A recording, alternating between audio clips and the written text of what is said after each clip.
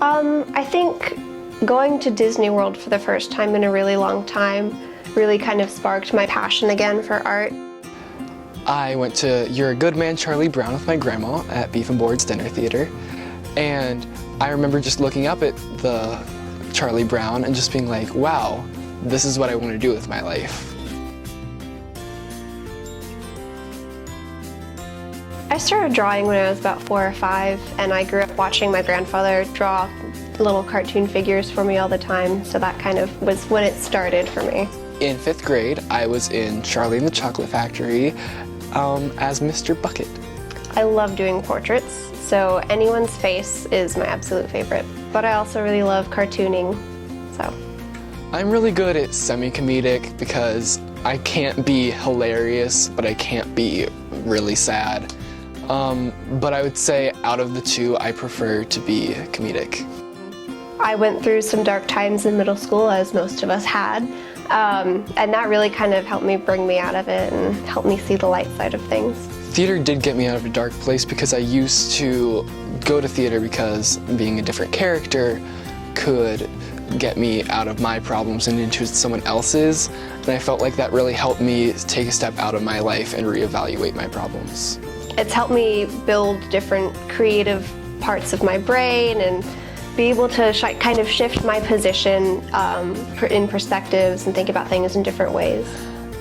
Being in theater helped me come out tremendously because it showed me that there are all these loving people that will accept me no matter how weird or different I am. I really enjoy going through the motions of the creative process of coming up with an idea and then executing that idea in whatever means I choose. And I feel like that freedom of creativity and expression is something that I'm really passionate about, and I'd love to pursue that for the rest of my life. I feel like if I didn't do theater, I wouldn't know what I would want to do as my career in the future, but I do want to become a director.